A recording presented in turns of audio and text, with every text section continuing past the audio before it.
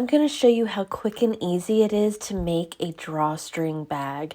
This is a really simple, easy beginner sewing tutorial, and once you make one, I guarantee you're probably going to want to make all kinds of them in all kinds of different fabrics and matching patterns. So I bought fabric that was still on the bolt, and I just used that exact same width down to the fold. That's about 21.5 inches. So if you've gotten fabric cut off the bolt and it's still like that, just go ahead and do that. Then measure 16 inches over. So it's a 16-inch width and 21.5 inches tall. So one of my hacks for measuring is just to do like a small cut and measurement, and I did that 16 inches over and then cut a little bit and then just keep folding that up and cutting along the edge. And that's just how I make it quick and easy without having to do all these little measurements and dots of where that 16-inch width mark would be. Now, if you are using it straight off the bolt, just be sure that you cut off a selvage fraying if there was any. Now, I'm simply rolling along the long edges about 1/4 of an inch in and then again, so making like a double hem. Then I press that down so that it's nice and straight. I'm going to do that on both sides of the long edges. And again, it doesn't have to be perfect at 1/4 inch, just something like that. Now from the short end down, I'm going to measure 3 inches down. And I went ahead and pinned those long edges there. That's just easier than sewing them. And I did try sewing them. You can see that later on in the video. Didn't really work that great. So I measured 3 inches down. So I'm going to take the top and fold that to the 3-inch mark and then fold it again. That is going to be making your drawstring casing. So I pinned it down, and I did that on both sides of the fabric on both of the short ends. Again, 3 inches down.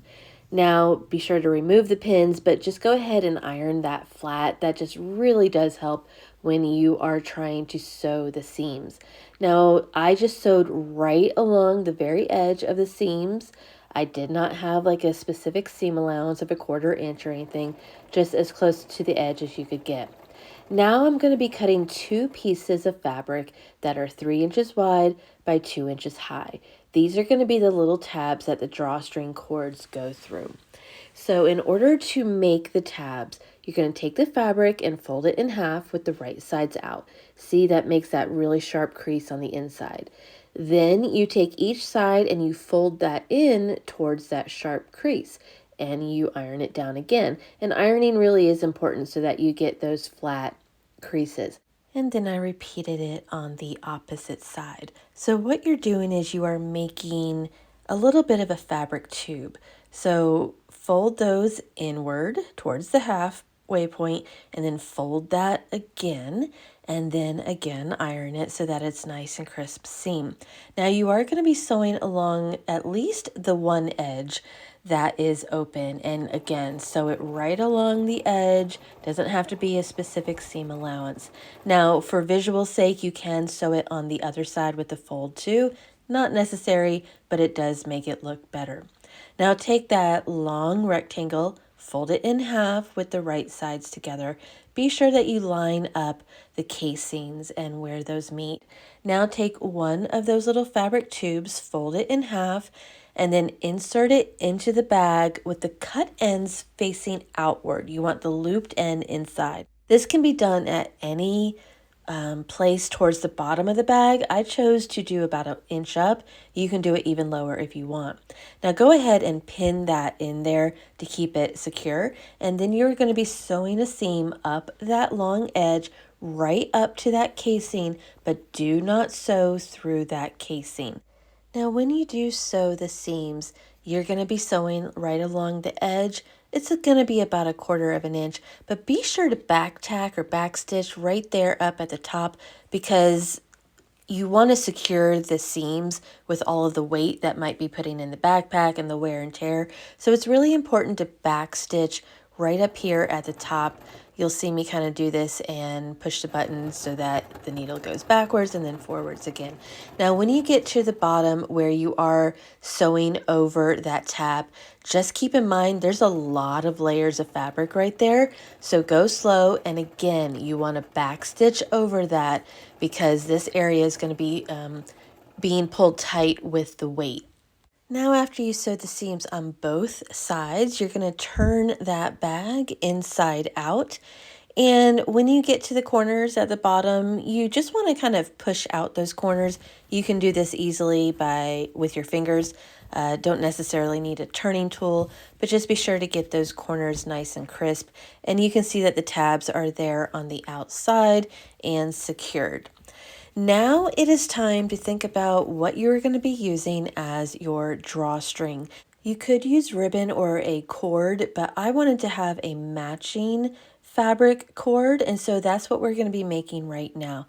So I had 2 pieces of fabric that were about 2 inches wide and 72 inches long.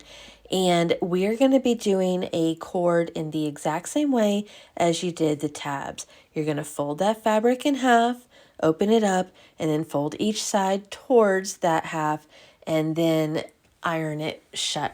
So now's a really good time to iron your backpack as well and get all of those wrinkles out. Now, the one main difference with doing the cords is that I'm going to tuck the end of each piece of fabric inward and then finish folding it in half. This is going to give me a finished seam at the end so it's not fraying, and then I'm going to sew it across and then down. So this is going to be a very small little piece, so you might want to even just turn the dial with your hand rather than using your foot to get the stitches in there.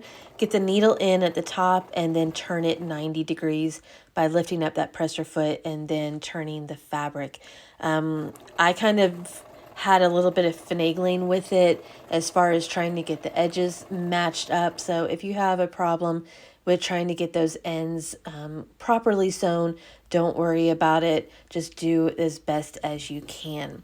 So now we have those 2 pieces of fabric cord. It is time to insert it into the bag as the drawstrings. So I attached a large safety pin to the end of one of the cords. You could use a sewing bodkin as well if you wanted to. Just put it in one of the casings and then kind of scooch it through. You're just kind of doing a push-pull little motion trying to get that safety pin through that casing and pulled out the other side. Once you get it to the end, pull it out. Now, as you can see, this side is kind of stitched. I had mentioned before that I had tried sewing the hems. That's why you're seeing this. If you follow the directions, you're not going to have stitched edges on your casing. So anyways, you're going to loop it through into the other casing and pull it through the opposite way. Again, with that little push-pull motion. And so what you're going to have is the 2 long cords, 2 pretty long edges hanging off of one side, and then it's going to be looped around on the other side. Now for the second cord, again, put a safety pin on, and we're going in the opposite direction. So find the part of the casing that has that loop right there that we did before, and then put the safety pin in the opposite direction. So you're going to be pushing it through in the same way, but you are going to be leaving quite a long length of the cord outside on this side, and then looping it around the other way and bringing that cord back through the second casing. So what you're going to have is 2 open ends of the cord on each side of the bag, and then you're going to have a looped portion of the cord on each side of the bag. So while you're watching me do this second cord, now's a good time to say that you can customize the size of this bag. This is going to be a little bit larger than most drawstring backpacks that you will find tutorials for. I personally, when I'm using a drawstring backpack, tend to put a jacket or a sweatshirt or like a pair of shoes in the bag, and I find that it really takes up a lot of room in the bags, so that's why I wanted it a little bit taller.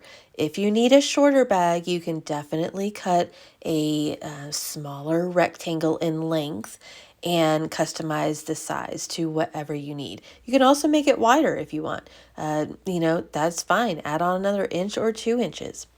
All right, so now what you're seeing is those drawstrings have finally been put through both casings in the opposite directions, and now it is time to secure the drawstrings to the backpack, and you're done. So this is really quick and simple. You are going to be taking one of the long ends on one side, and then you want to loop it through the tab. So it doesn't matter which end, which piece of the cord that you use, just loop one of them through the tab and then tie a knot at the end. If you wanted to, you could also stitch the ends together, just use a lot of stitching because there's going to be a lot of pulling on there. I like the fact that you knot them because you could always triple or quadruple knot if you wanted to. I also like the fact that it's still customizable. You are not having to stay at this length. You can make it even shorter if you want. And then once you do that, you are absolutely done. And it is really quick and easy. I think like once you start into the rhythm, I think you're going to really find that these go quick and easy, and just pull the top to make it a scrunched up drawstring on the top. I will also have photo instructions and really more detailed instructions in the blog post, and I will put that link in the description below.